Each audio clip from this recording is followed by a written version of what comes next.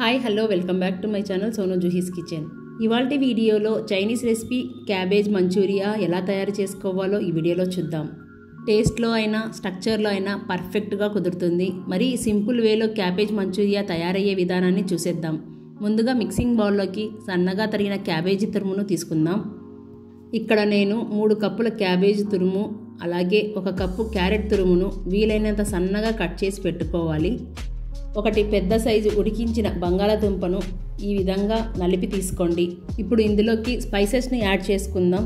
1 tea spoon కారం, 1/2 tea spoon మిరియాల పొడి, రుచికి సరిపడా ఉప్పు, 1/2 టీ స్పూన్ అల్లం వెల్లుల్లి పేస్ట్, 3 టేబుల్ స్పూన్ కార్న్ఫ్లోర్ అంటే మొక్కజొన్న పిండి, 3 టేబుల్ స్పూన్ మైదాను తీసుకొని ఇలా తీసుకున్న ఈ ఇంగ్రీడియంట్స్ అన్నీ కూడా క్యాబేజీలో ఉన్న తడికి మంచూరియా బాల్స్లా వస్తుంది.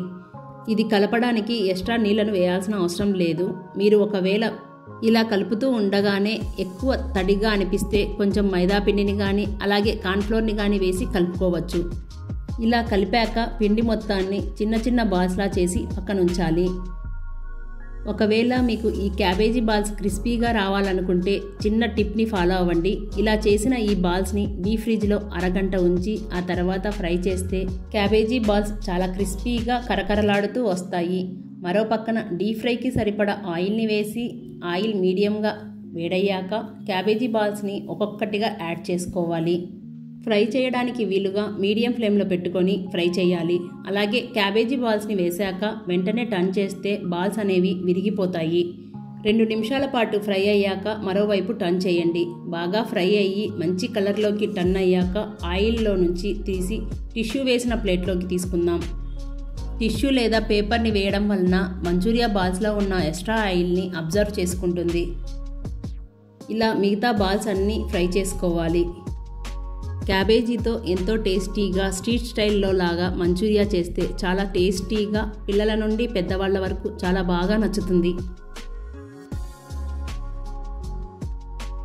ఇప్పుడు వేరొక ప్యాన్లోకి 2 టేబుల్ స్పూన్ల ఆయిల్ని తీసుకొని సన్నగా తరిగిన 1/2 టీ స్పూన్ వెల్లుల్లి అలాగే 1 క్యాప్సికం సన్నగా పొడవుగా కట్ చేసి తీసుకోవాలి. 1/2 కప్పు ఉల్లిపాయ ముక్కలు, వీటన్నిటిని 50% వరకు ఫ్రై చేసుకుంటే సరిపోతుంది. ఫ్లేమ్ని హై ఫ్లేమ్లో పెట్టుకొని 2 టీ స్పూన్ల రెడ్ చిల్లీ సాస్ అలాగే 3 టీ స్పూన్ల టమాటా సాస్, 2 టీ స్పూన్ల వెనిగర్, 2 టీ స్పూన్ల సోయా సాస్ వీటన్నిటిని వేసుకున్న తర్వాత 1 నిమిషం పాటు ఫ్రై చేసుకోవాలి. ఇప్పుడు ఇందులోకి 1/2 టీ స్పూన్ పంచదారను అలాగే కొంచెం సాల్ట్ని తీసుకుందాం. మనం తీసుకున్న సాసెస్ అన్నిట్లో కూడా షుగర్ అండ్ సాల్ట్ ఉంటుంది కాబట్టి చూసుకొని ఇలా కొద్దిగా యాడ్ చేసుకుంటే సరిపోతుంది.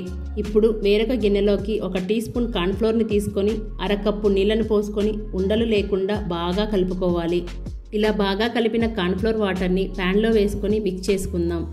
ఇది కాస్త ఉడికి ఇలా దగ్గర పడ్డాక ఫ్రై చేసి పెట్టిన క్యాబేజీ బాల్స్ని వేసి ఫ్లేమ్ని హై ఫ్లేమ్లో పెట్టుకొని 1 నిమిషం పాటు ఫ్రై చేసుకోవాలి. తక్కువ టైంలో ఎంతో టేస్టీగా స్నాక్స్ని ఈ విధంగా వెజ్ మంచూరియన్ చేసుకొని టేస్టీగా తినేయచ్చు. 1 నిమిషం పాటు ఫ్రై చేసుకున్న తర్వాత చివరగా సన్నగా తరిగిన కొత్తిమీరను వేసి స్టవ్ ఆఫ్ చేయండి. అంతే, ఎంతో టేస్టీగా ఉండే వెజ్ మంచూరియా రెడీ అయిపోయింది.